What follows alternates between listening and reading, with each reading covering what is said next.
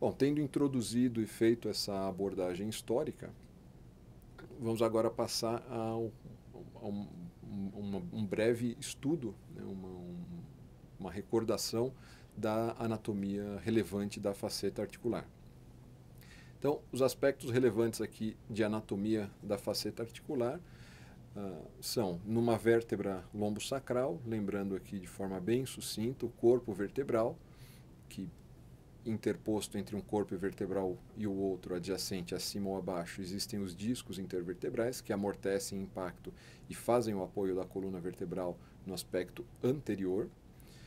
E a carga, essa carga axial que é dissipada nas articulações, no aspecto posterior, ele é distribuído de uma vértebra em relação a outra através das facetas articulares. E as facetas articulares articulam o processo articular superior, que é esse que eu estou demonstrando no diapositivo, com o processo, ou faceta, né, o processo articular inferior da vértebra adjacente. Então, esse processo articular superior e o processo articular inferior, eles fazem uma articulação deslizante, e essa articulação deslizante é aquilo que nós chamamos de faceta articular ou articulação zigoapofisária, é um outro nome que também aparece com bastante frequência.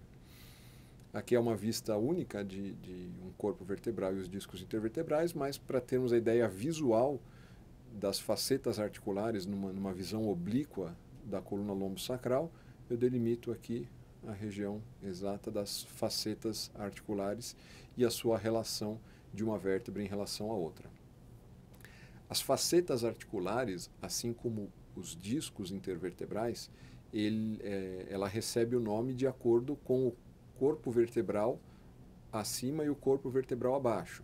Em outras palavras, ela recebe o nome dos corpos vertebrais a qual ela faz essa ligação, né, dos quais ela participa dessa movimentação. Então, por exemplo, entre L5 e S1, nós estamos falando da faceta articular L5 e S1. Entre L4 e L5, a faceta articular L4 e L5. E elas são aos pares, direita e esquerda. Então, por exemplo, aqui entre L1 e L2 é a faceta articular de L1 e L2 do lado direito. Assim funciona a nomenclatura. E é importante também lembrarmos, isso vai voltar um pouquinho ao longo da aula, lá quando formos falar da parte terapêutica, que as facetas articulares, as articulações zigoapofisárias, as articulações da coluna, elas são estruturas inervadas, como as outras articulações do nosso corpo. E elas recebem a inervação sensitiva, aquele ramo nervoso que capta a informação dolorosa do interior dessa articulação, é o chamado ramo medial. Ramo medial o ramo medial ele vem depois da raiz nervosa, né? A raiz nervosa é aquele feixe de nervos que vai comandar toda a movimentação, a força motora, reflexo, sensibilidade no dermátomo e no miótomo correspondente a ele. Mas logo depois da emergência do forame existe o ramo medial, e esse ramo medial ele vai inervar não só a faceta articular no mesmo nível em que ela se encontra, né, onde essa raiz acaba saindo, mas também ele emite ramos para os níveis adjacentes. E por que isso é importante e por que eu estou batendo nessa tecla aqui falando da inervação? É que quando nós vamos tratar a articulação facetária, e uma das modalidades de tratamento é a ablação por radiofrequência, onde eu faço uma ablação desse ramo medial, para o correto tratamento de determinada articulação, eu devo tratar não só aquele ramo medial da faceta articular que eu quero tratar, que existe o desgaste, que existe a inflamação, mas eu devo ir também um nível acima e um nível abaixo, justamente porque há essa redundância da inervação sensitiva das facetas articulares. Então, para o correto tratamento, eu tenho que abordar não só o nível doente, mas o nível acima e o nível abaixo também.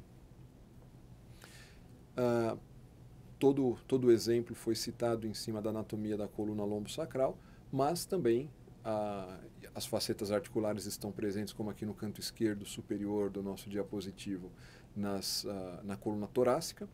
Na coluna torácica existe a caixa, né, torácica, existem as costelas e, consequentemente, a articulação facetária ela fica um pouco mais escondida, então, tecnicamente, é um pouco mais desafiador a abordagem dessa estrutura, do ponto de vista, claro, minimamente invasivo, do ponto de vista de intervencionismo.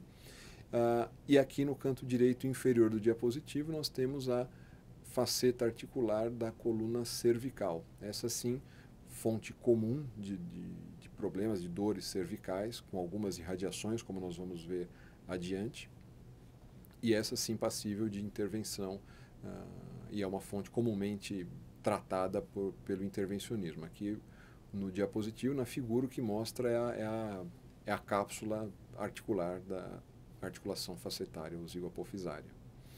Lembrar que a orientação da faceta articular da coluna cervical ela é muito mais horizontalizada, principalmente quando comparamos com a coluna lombosacral, que ela é muito mais verticalizada.